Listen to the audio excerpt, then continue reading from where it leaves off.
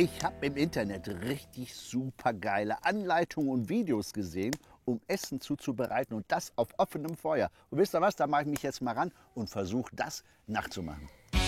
Fündig geworden ist Hoffmann auf dieser YouTube-Seite. Bei Almasans Kitchen gibt's echten Lagerfeuer-Kochgenuss. Von Gyros bis Pizza entsteht hier alles auf offenem Feuer. Den Zuschauern gefällt's.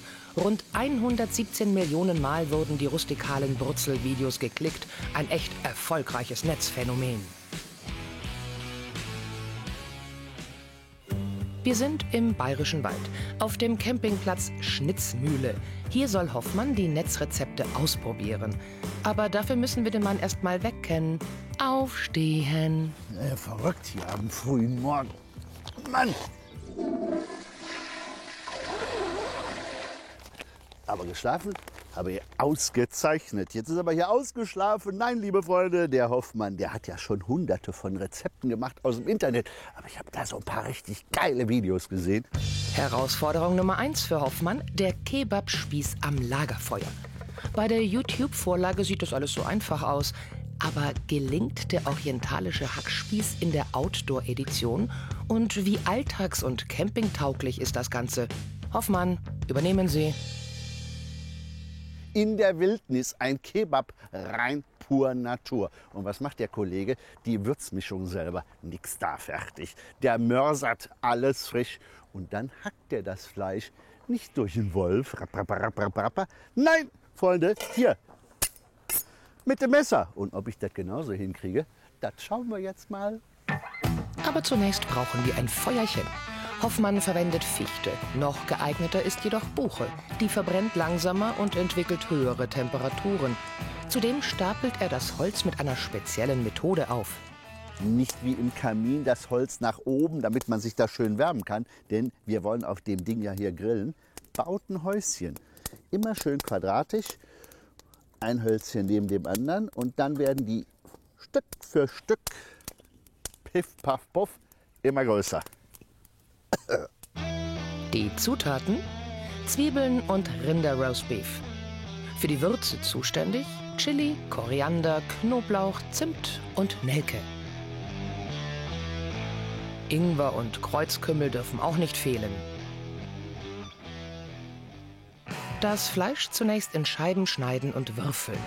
Aber wir brauchen doch Hack. Wie soll das gehen ohne Fleischwolf? Ich folge jetzt dem Video und jetzt geht's hier runter. Ungewöhnliche Methode. Dirk, der lebendige Fleischwolf. Klappt doch wunderbar. Oh, meine Küche fällt hier gerade etwas auseinander. Aber die rabiate Technik funktioniert. 1A Hackfleisch eignet sich zum Nachmachen. Ran an die Würzmischung. Zutaten schnibbeln und reiben sowie die Gewürze im Mörser pulverisieren. Final mit Salz und Pfeffer abschmecken und das Ganze ins Hack einarbeiten.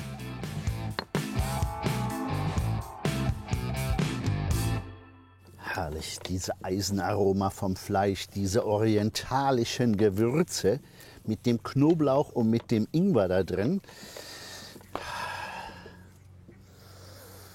Das könnte man glatt einfach so essen. Aber nein, dann wäre das ja hier nichts. Das ganze Zeug kommt jetzt hier auf meine Spießchen, selbst geschnitzt und dann aufs Feuer. Metallspieße braucht kein Mensch.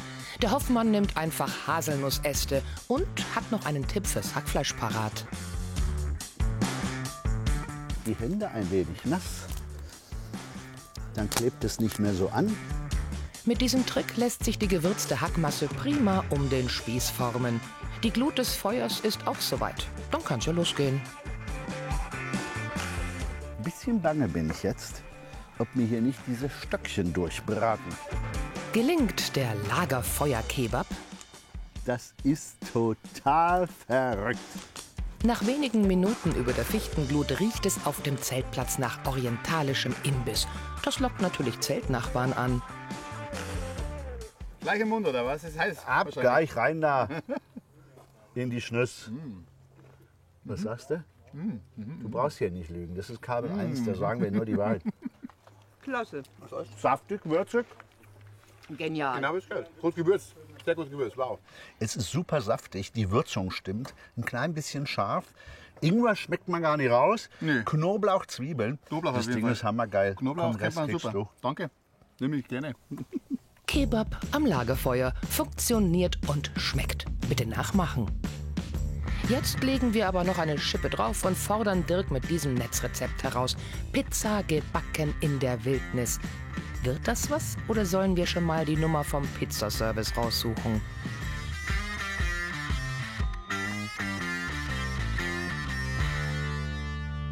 In dem Video macht der Typ tatsächlich die Pizza auf einem offenen Feuer. Ich habe es ein bisschen abgewandelt und mache das Ganze in einer Feuerschale. Weil eines, und das ist der absolute Schwierigkeitsgrad hier, wir müssen das mit der Hitze genau hinkriegen, sonst verbrennt mir das ganze Ding. Kriegen wir es hin oder nicht? Schauen wir mal. Willkommen in Dirks Outdoor-Pizzeria. Auf der Einkaufsliste für den Teig steht Öl, Trockenhefe und Mehl. Tomatensauce, Mozzarella und Schinken sind für den Belag natürlich auch am Start. Zunächst die Hefe in Wasser auflösen und mit Mehl vermengen. Danach alles mit einem Schuss Olivenöl und Salz zu einem Teig verkneten.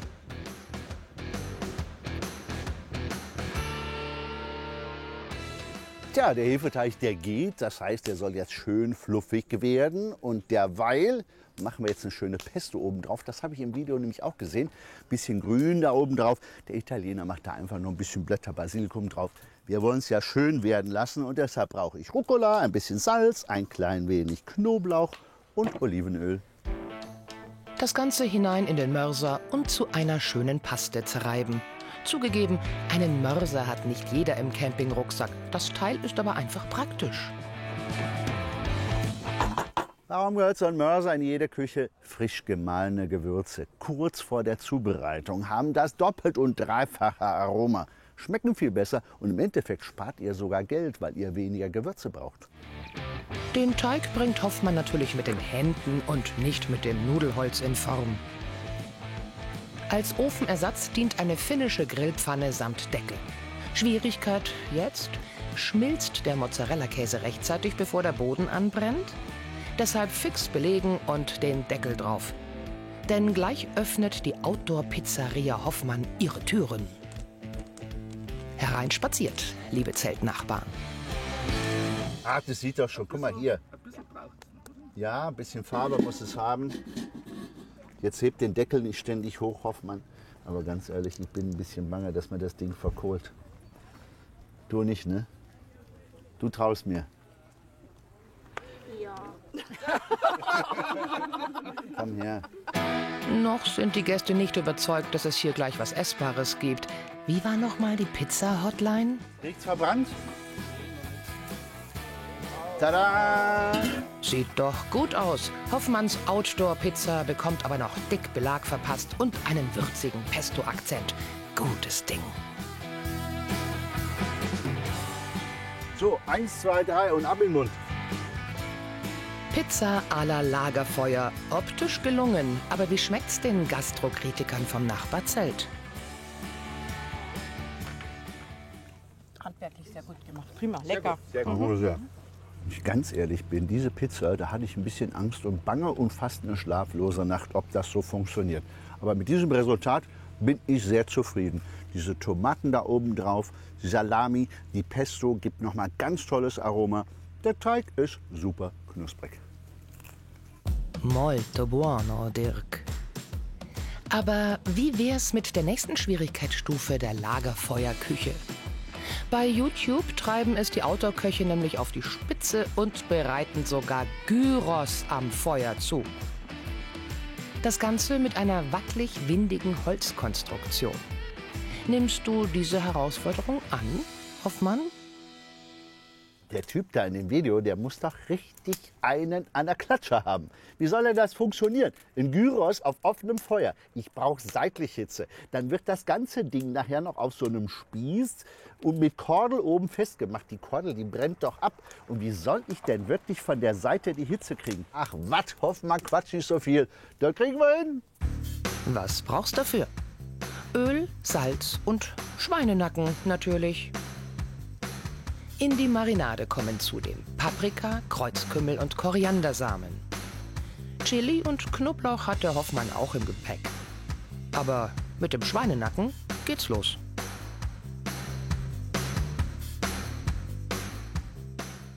Schöne gleichmäßige Scheiben schneiden. Warum? Ja, so macht man Original-Gyros auch. In Griechenland und auch bei uns in Deutschland schöne gleichmäßige Schnitzel schneiden. Und dann gehen die schön durch unsere Paste. Und dann kommen sie auf den Spieß. Und ich sage euch eines, dann wird's spannend. Das Feuer brennt schon mal. Dann direkt weiter mit der Gyros-Marinade. Auch hier landen alle Zutaten und Gewürze in Hoffmanns Lieblingsausrüstungsgegenstand, dem Mörser. Dann können die Gyros-Schnitzelchen auch schon in den Marinadepool hüpfen.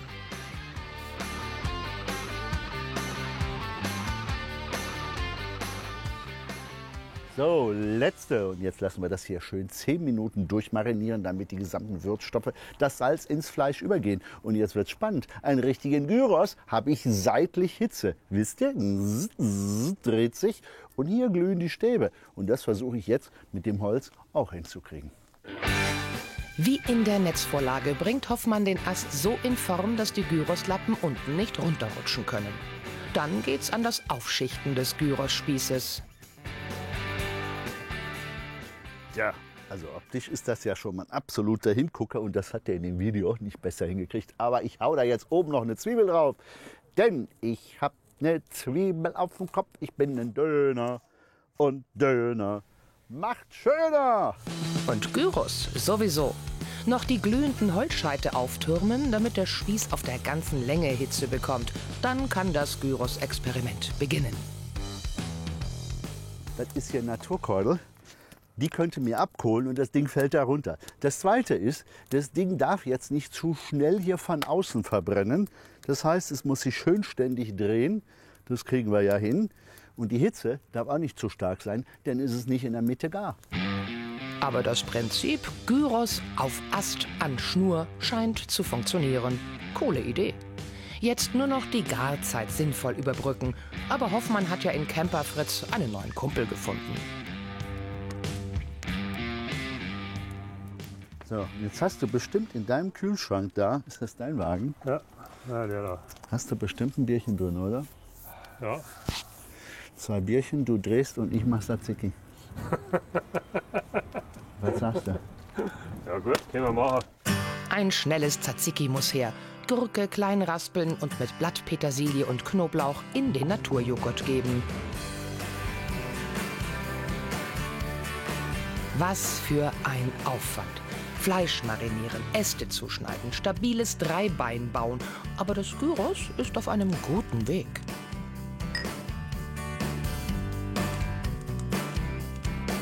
Lagerfeuerküche. Das hat doch was. Und nach knapp einer Stunde wagt sich Hoffmann an den Spieß. Ist ganz ordentlich zusammengeschrumpft. Oben sieht's noch fast roh aus. Glaube ich aber nicht. Kann gar nicht sein. Und deshalb, komm, du hast jetzt lange genug an dem Galgen gehangen. Es hat gehalten. Ich bin begeistert. Aber schmeckt er jetzt oder schmeckt er nicht? Uiuiui. Feinstes Schnittbild. Dafür wurde das Wort Food Porn erfunden. Gyros am Lagerfeuer. Klappt. Hammer, Hammer. Es ist wie Butter. Es ist saftig. Es ist gegart auf den Punkt. Und jetzt, wisst ihr was? Alle Imbissbuden, ihr Gyrosbuden in der Österreich, in der Schweiz und in Deutschland, die können einpacken. Das Ding hier ist einfach hammergut. Boah, Butter. Mit Pita-Brot und Tzatziki angerichtet geht's an die Camperfront und deren kritische Gaumen. Das schaut gut aus. Du hast so toll geschwenkt. Ah. Sehr gut. Kann man nichts sagen. Das Fleisch ist sehr saftig, nicht zu trocken. Und knusprig auch noch. Das ist die Gewürze, ne? Ja. Die Würze macht sie immer, gell? Wie Gyros, also. Wie Gyros. Das ist doch schon das schönste Kompliment. Hat das einen Spaß gemacht. Zuerst mal diese Internetvideos, die perfekt waren, um es 1:1 nachzumachen. Und dann backen, schmoren, braten und das alles auf offenem Feuer. Leute, es funktioniert. Nachmachen. Hoffmann hat's bewiesen, Kebab, Pizza und Gyros, das alles geht prima am Lagerfeuer. Wenn danach die Klamotten nur nicht so nach Rauch riechen würden. Tja, irgendwas ist ja immer.